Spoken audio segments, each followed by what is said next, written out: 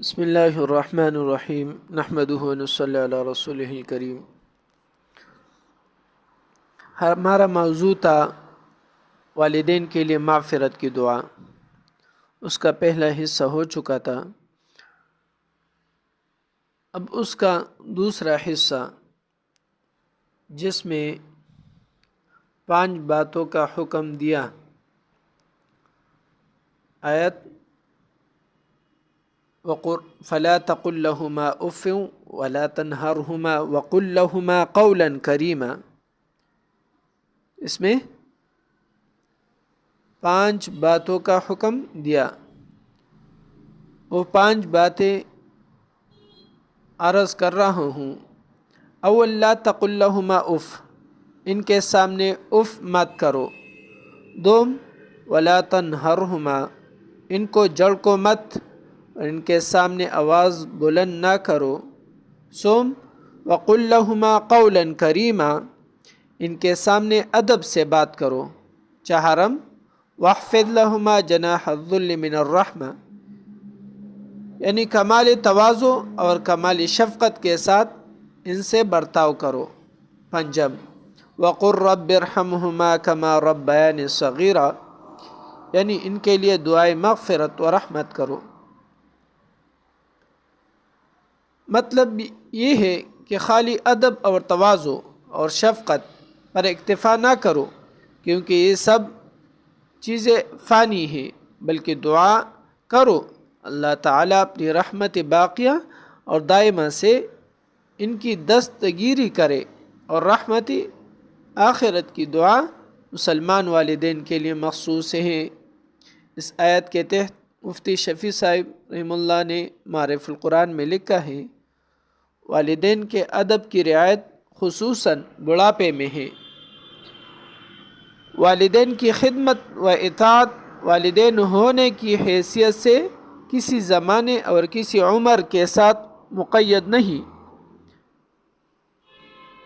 اور ہر حال اور ہر عمر میں والدین کے ساتھ اچھا سلوک واجب ہے۔ لیکن واجبات و فرائض کی ادائیگی میں جو حالات عادتاً رکاوٹ بنا کرتے ہیں، ان حالات میں قرآن حکیم کا عام اسلوب یہ ہے کہ والدین پر عمل کو آسان کرنے کے لیے مختلف پہلو سے ذہنوں کی تربیت بھی کرتا، اور ایسے حالات میں تعمیل احکام کی پابندی کی مزید تاکید بھی۔ والدین کے بڑھاپے کا زمانہ جبکہ وہ اولاد کی خدمت کے محتاج ہو جائے، ان کی زندگی اولاد کے رحم و کرم پر رہ جائے، اس وقت اگر اولاد کی طرف سے ذرا سی بے رخی بھی محسوس ہو تو ان کے دل کا زخم بن جاتی۔ دوسری طرف بڑھاپے کے عوارض طبعی طور پر انسان کو چڑچڑا بنا دیتے ہیں۔ تیسرے بڑھاپے کے آخری دور میں جب عقل و فہم بھی جواب دینے لگتے ہیں تو ان کی خواہشات و مطالبات کچھ ایسے بھی ہو جاتے ہیں جن کا پورا کرنا اولاد کے لیے مشکل ہوتا ہے۔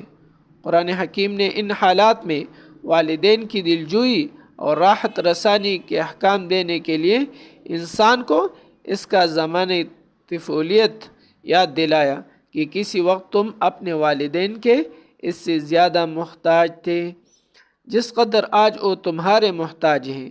تو جس طرح انہوں نے اپنی راحت اور خواہشات کو اس وقت تم پر قربان کیا اور تمہاری بے عقلی کی باتوں کو پیار کے ساتھ برداشت کیا، اب جب کہ ان پر محتاجی کا یہ وقت آیا تو عقل و شرافت کا تقاضا ہے کہ ان کے اس سابق احسان کا بدلہ ادا کرو۔ آیت میں کما ربیانی صغیرہ سے اسی طرف اشارہ کیا گیا ہے، اور آیات مذکورہ میں والدین کے بڑھاپے کی حالت کو پہنچنے کے وقت چند تاکیدی احکام دیے گئے ہیں۔ تو انشاءاللہ یہ تاکیدی احکام اگلے حصے میں بیان ہوئیں گے۔ تو جو باتیں ہمارے سامنے آئی ہم کوشش کریں کہ ابھی تک جو کمی بیشی ہوئی ہو اس پر اپنے رب سے توبہ و استغفار کریں اور اپنے رب سے معافی مانگے، اور رب کا معافی مانگنا یہ ہے کہ اپنے والدین سے معافی مانگے اور اس کو راضی کرے.